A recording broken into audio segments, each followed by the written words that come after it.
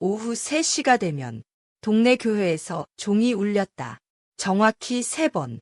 크지도 작지도 않은 소리였다. 한서연은 그 종소리를 시계처럼 사용했다. 그 소리가 들리면 차를 다시 데우고 커튼을 조금 걷고 하루가 기울고 있다는 사실을 조용히 받아들였다. 서연은 69이었다. 사람들은 그녀를 두고 아직 정정하다고 말했지만 그 말 속에는 이미 기대를 접었다는 기척이 섞여 있었다. 그녀는 그걸 잘 알고 있었다. 남편이 세상을 떠난 지는 13해가 지났다. 그 시간 동안 집은 크게 변하지 않았지만 서연의 생활은 조금씩 줄어들었다. 약속은 줄었고 외출은 간단해졌으며 하루의 대부분은 집안에서 흘러갔다. 그렇다고 외롭다고 말할 수는 없었다. 서연은 혼자 있는 시간에 익숙해졌고 그 익숙함이 안전하다고 느꼈다. 딸은 외국에서 살고 있었다. 결혼했고 그리고 몇 해 전 이혼했다. 그 사실을 알게 되었을 때 서연은 아무 말도 하지 않았다. 전화기 너머에서 딸이 잠시 울었고 서연은 그 울음을 끊지 않았다. 말을 보태는 순간 딸의 선택을 되돌리는 것 같았기 때문이다. 그날도 오후 3시에 종소리가 울렸다. 서연은 차를 따르며 창밖을 보았다. 그때 현관 초인종이 울렸다.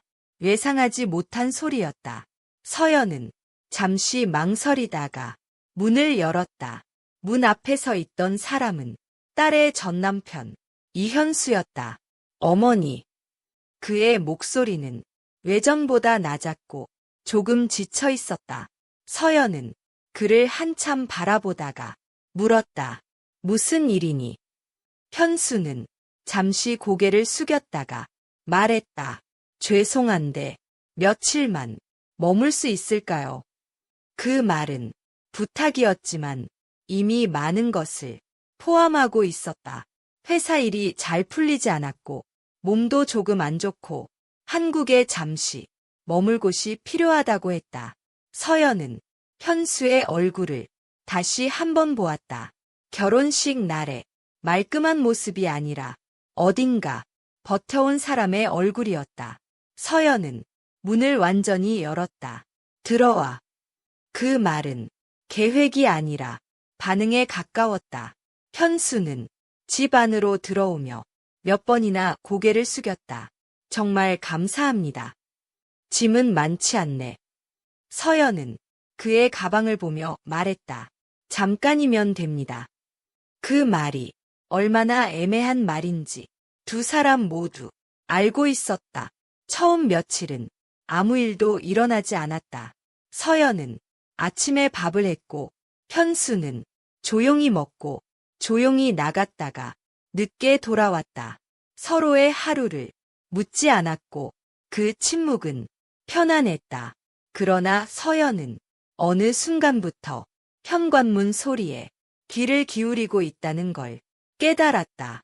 그가 돌아오는 시간, 가방을 내려놓는 소리, 물 한 컵을 따르는 소리, 그 모든 것이 이 집에 다시 다른 리듬이 생겼다는 증거처럼 느껴졌다. 어느 날 오후, 서연은 거실에서 라디오를 듣고 있었다. 오후 3시의 종소리가 라디오 음악 사이로 겹쳐 울렸다. 그때 현수가 말했다. 이 시간에 항상 소리가 나네요. 교회 종이야. 매일 울리나요? 응, 빠짐없이. 현수는 고개를 끄덕였다. 좋네요. 시간을 알려주는 것 같아서. 그 말이 서연의 마음에 조용히 남았다. 그날 저녁, 서연은 부엌에서 국을 데우고 있었다. 현수는 문가에 서서 잠시 망설이다가 말했다. 도와드릴까요? 괜찮아. 서연은 반사적으로 대답했다. 그러나 그는 말없이 그릇을 꺼내 놓았다. 두 사람의 움직임은 겹치지 않았지만 부엌은 이상하게 좁아 보였다. 식탁에 마주 앉았을 때 서연은 자신이 현수의 젓가락 소리에 집중하고 있다는 걸 깨달았다. 사소한 소리였지만 그 소리가 이 집에 누군가 더 있다는 사실을 계속해서 상기시켰다. 그날 밤 서연은 쉽게 잠들지 못했다. 현수가 방으로 들어가는 소리, 문이 닫히는 소리, 그 소리는 집이 다시 누군가의 시간을 받아들이고 있다는 신호처럼 들렸다. 서연은 천장을 보며 생각했다. 이 사람은 얼마나 머물다 갈까? 그리고 자신은 이 변화를 어디까지 허락하게 될까? 오후 3시의 종소리는 다음 날에도 어김없이 울릴 것이다. 그러나 그 소리를 듣는 마음은 이미 어제와 같지 않을 것임을 서연은 어렴풋이 느끼고 있었다. 여러분이라면 이처럼 조용한 방문을 어디까지 받아들이시겠습니까? 단순한 도움으로 끝낼 수 있을까요? 아니면 이미 변하기 시작한 일상을 느끼시겠습니까? 다음 날도 오후 3시의 종소리는 어김없이 울렸다. 서연은 그 소리를 들으며 차 주전자를 불에서 내렸다. 김이 오르는 소리와 종소리가 겹쳤다. 전에는 그 소리가 하루를 정리해주는 신호였다면 이제는 누군가와 같은 시간을 살고 있다는 증거처럼 느껴졌다. 현수는 그 시간에 집에 있었다. 항상 이쯤이군요. 그가 거실에서 말했다. 내가 시계를 안 봐도 알 수 있게 해주지. 서연은 대수롭지 않게 말했지만 마음 한편에서는 그가 같은 기준으로 하루를 나누고 있다는 사실이 조금 낯설었다. 아침 식탁은 조용했다. 현수는 늘 그렇듯 말을 아꼈고 서연도 굳이 질문하지 않았다. 숟가락이 그릇에 닿는 소리, 국을 마시는 소리. 서연은 자신이 현수의 식사 속도를 자연스럽게 맞추고 있다는 걸 깨달았다. 그가 천천히 먹으면 자신도 괜히 천천히 먹었다. 그 사소한 변화가 마음을 불안하게 했다. 현수는 그날 외출하지 않았다. 오늘은 집에서 좀 정리하려고요. 그 말은 설명처럼 들렸지만 서연에게는 허락을 구하는 말처럼 들렸다. 그래. 서연은 고개만 끄덕였다. 하루 종일 같은 공간에 있다는 사실이 생각보다 크게 느껴졌다. 오전 내내 각자의 시간을 보냈다. 서연은 거실에서 신문을 읽었고 현수는 방에서 서류를 정리했다. 문 하나를 사이에 두고 종이 넘기는 소리, 의자가 움직이는 소리가 오갔다. 그 소리들이 서연에게 이상한 안정감을 주었다. 이 집이 완전히 혼자가 아니라는 사실이 이제는 부담보다 온기에 가까워지고 있었다. 점심 무렵 서연은 잠시 어지럼을 느껴 소파에 앉았다. 어머니, 괜찮으세요? 현수의 목소리가 생각보다 가까이서 들렸다. 잠깐이면 돼. 그는 망설이다가 물 한 컵을 가져왔다. 컵을 건네는 순간 두 사람의 손이 아주 잠깐 닿았다. 이번에는 서로 피하지 않았다. 아무 일도 일어나지 않았지만 아무 일도 아닌 것 같지는 않았다. 내레이션이 낮게 흐른다. 한서연은 이 감정을 이름 붙이지 않으려 했다. 이름을 붙이는 순간 책임이 생길 것 같았기 때문이다. 오후가 되자 햇빛이 거실 바닥을 길게 가로질렀다. 현수는 창가에 서서 밖을 바라보다가 말했다. 이 집은 소리가 많지 않네요. 원래 그래. 서연은 짧게 대답했다. 그래서 오래 살았어. 그 말은 설명처럼 들렸지만 사실은 이 집이 지켜온 방식에 대한 고백이었다. 현수는 고개를 끄덕였다. 그래서인지 마음이 좀 느려집니다. 그 말이 서연의 마음에 조용히 남았다. 저녁 준비를 하며 서연은 평소보다 조금 더 신경을 썼다. 특별한 요리는 아니었지만 맛을 한 번 더 보았다. 그 이유를 굳이 생각하지 않으려 했다. 식탁에 마주 앉았을 때 현수는 젓가락을 들었다가 잠시 멈췄다. 어머니. 그가 그렇게 부를 때마다 서연은 묘한 거리를 느꼈다. 너무 가깝지도 너무 멀지도 않은 그 호칭. 이렇게 신세지게 돼서 정말 죄송합니다. 서연은 잠시 그를 바라보다가 말했다. 미안해할 일은 아니야. 그 말은 위로였고 동시에 선을 긋는 말이었다.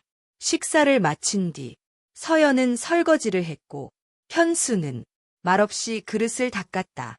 물소리 사이로 현수가 낮게 말했다.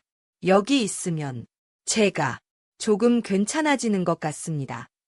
그 말은 부담을 주지 않으려는 솔직함처럼 들렸다. 서연은 대답하지 않았다. 그 말이 자신에게 어떤 의미로 다가오는지 이미 알고 있었기 때문이다. 밤이 되자 집안은 다시 조용해졌다. 서연은 거실 불을 끄려다 말고 소파에 앉았다. 가로등 불빛이 커튼 사이로 스며들었다. 그 빛을 보며 서연은 생각했다. 이 집에 두 개의 시간이 겹쳐지고 있다는 사실을. 그날 밤 서연은 잠들기 전 서랍을 열었다. 안에는 남편의 사진과 딸의 사진이 나란히 놓여 있었다. 서연은 그 사진들을 한참 바라보다가 다시 조용히 닫았다. 과거는 여전히 그 자리에 있었고 그 위에 조심스럽게 새로운 시간이 쌓이고 있었다. 침대에 누운 채 서연은 스스로에게 말했다. 이건 잠깐일 거야. 그러나 마음 한편에서는 그 말이 조금씩 확신을 잃고 있었다. 오후 3시의 종소리는 다음 날에도 울릴 것이다. 그러나 그 소리를 같이 듣는 사람이 있다는 사실이 서연의 하루를 이미 바꾸고 있었다. 여러분이라면 이렇게 같은 시간에 다른 마음을 품게 될 때 어디까지 모른 척할 수 있을까요?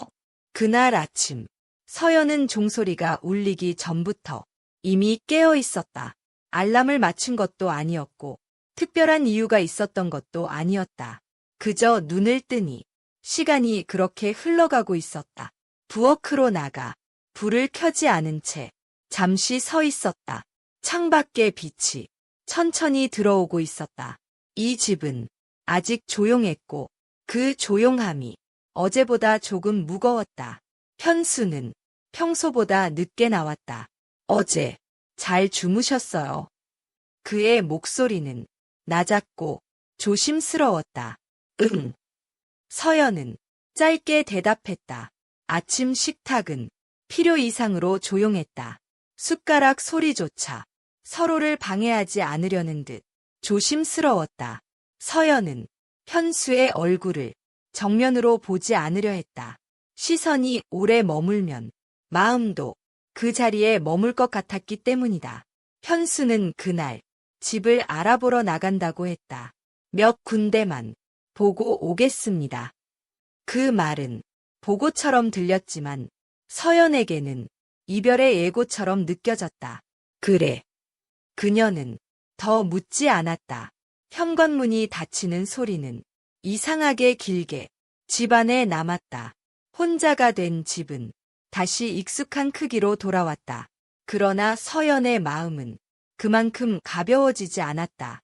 그녀는 식탁 의자를 하나 당겨 앉았다가 다시 밀어 넣었다. 괜히 그 자리에 앉아 보고 싶었다. 현수가 늘 앉던 자리였다. 그 사소한 행동이 서연을 조금 당황하게 했다.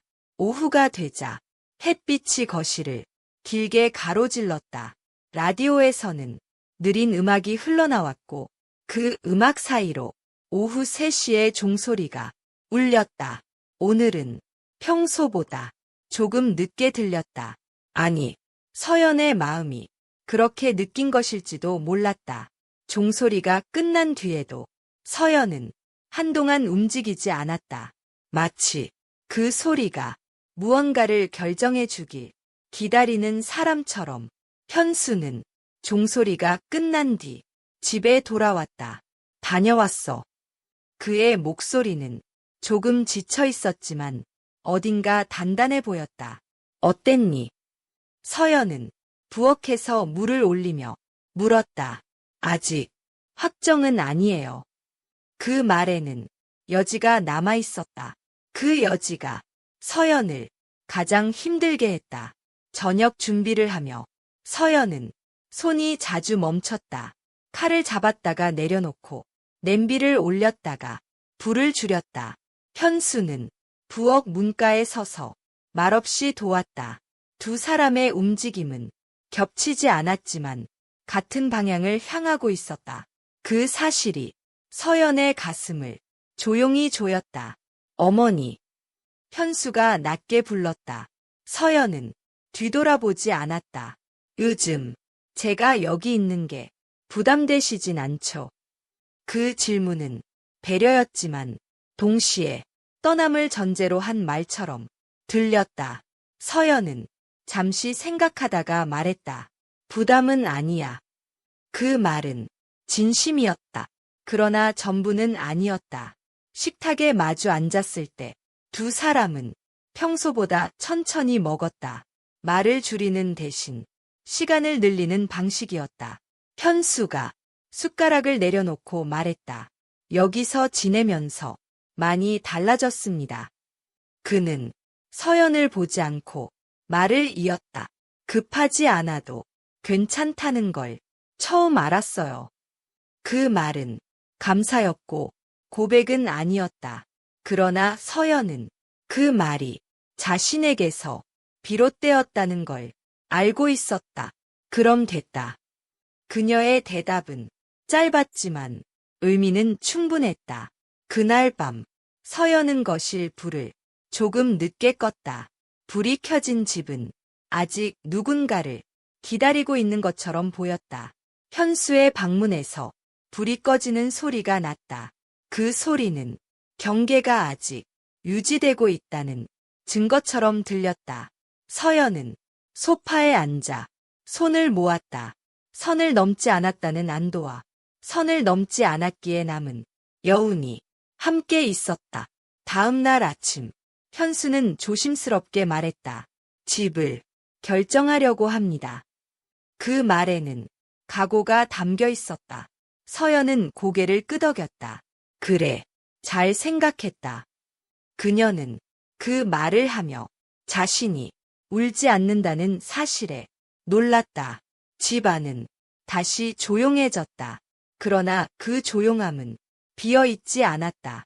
말하지 않은 선택들이 공기처럼 남아 있었기 때문이다. 서연은 창가에 서서 종소리가 울릴 시간을 기다렸다. 그러나 그날은 종이 울리지 않았다. 무슨 이유인지 알 수 없었다. 서연은 생각했다. 종이 울리지 않는 날에도 시간은 흐른다는 걸. 그리고 말하지 않은 마음도 사라지지는 않는다는 걸. 여러분이라면 이렇게 신호가 사라진 순간에도 같은 선택을 계속하실 수 있을까요? 아니면 다른 소리를 기다리시겠습니까? 그날 오후 3시, 종은 울리지 않았다. 서연은 의자에 앉은 채 한참을 기다렸다. 차는 이미 식었고 커튼은 반쯤 열려 있었다. 평소 같았으면 이미 울렸어야 할 소리. 그러나 아무 일도 일어나지 않았다. 서연은 그 침묵이 이상하게 크게 느껴졌다. 그녀는 자리에서 일어나 창문을 열었다. 바람이 들어왔지만 종소리를 대신할 만큼 분명하지는 않았다. 서연은 잠시 눈을 감았다. 시간은 소리 없이도 흘러간다는 사실이 새삼스럽게 느껴졌다. 현수는 방에서 짐을 정리하고 있었다. 가방이 바닥에 놓이고 지퍼가 닫히는 소리가 조심스럽게 이어졌다. 그 소리는 서두르지 않았고 그래서 더 분명했다. 서연은 부엌에서 아무것도 하지 않은 채 그 소리를 들었다. 그가 떠날 준비를 하고 있다는 사실을 이제는 부정하지 않았다. 어머니. 현수가 거실로 나와 조용히 불렀다. 서연은 고개를 들었다. 내일이면 이사할 수 있을 것 같습니다. 그 말은 확정이었다. 그래. 서연은 그 한마디만 말했다. 놀랍게도 그 말은 쉽게 나왔다. 이미 마음속에서는 여러 번 되뇌었던 말이었기 때문이다. 저녁 준비를 하며 서연은 늘 하던 순서를 조금 바꿨다. 반찬 하나를 덜 만들고 국은 조금만 끓였다. 두 사람의 식사가 마지막이라는 걸 굳이 말로 하지 않아도 알고 있었기 때문이다. 식탁에 마주 앉았을 때 둘은 오래도록 말이 없었다. 숟가락 소리조차 조심스러웠다. 여기서 지낸 시간. 현수가 말을 꺼내다 잠시 멈췄다. 저한테는 많이 남을 것 같습니다. 그 말에는 감사와 작별이 겹쳐 있었다.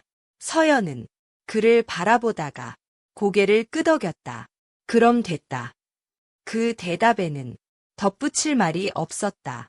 그날 밤 서연은 거실 불을 끄지 않았다. 불이 켜진 집은 아직 누군가를 기다리는 것처럼 보였다. 현수는 방에서 마지막 짐을 정리했다. 가방을 세워두고 주변을 한 번 더 둘러보는 모습이 문틈 사이로 보였다. 서연은 소파에 앉아 손을 무릎 위에 올렸다. 붙잡지 않겠다는 선택이 이렇게 고요할 줄은 미처 몰랐다. 아침이 밝았다. 현수는 평소보다 단정한 모습이었다. 서연은 차를 끓였다. 두 사람은 마주 앉아 차를 마셨다.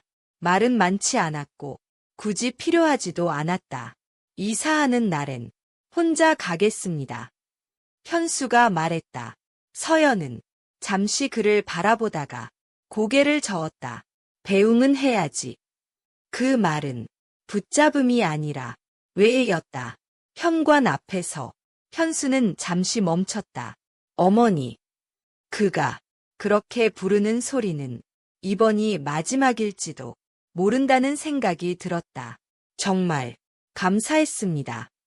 그의 목소리는 담담했지만 서연은 그 안에 많은 감정이 겹쳐 있다는 걸 알고 있었다.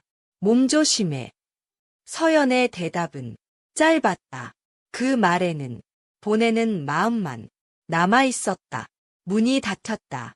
찰칵. 그 소리는 평소보다 조금 더 크게 들렸다. 서연은 한동안 그 자리에 서 있었다. 손을 문에 올릴까 하다가 그러지 않았다. 이미 지나간 시간은 되돌릴 수 없다는 걸 알고 있었기 때문이다. 집은 다시 혼자 쓰기에 충분히 조용해졌다. 서연은 거실로 돌아와 시계를 보았다. 오후 3시. 종은 여전히 울리지 않았다. 그녀는 잠시 웃었다. 이제는 소리가 없어도 시간을 알 수 있었다.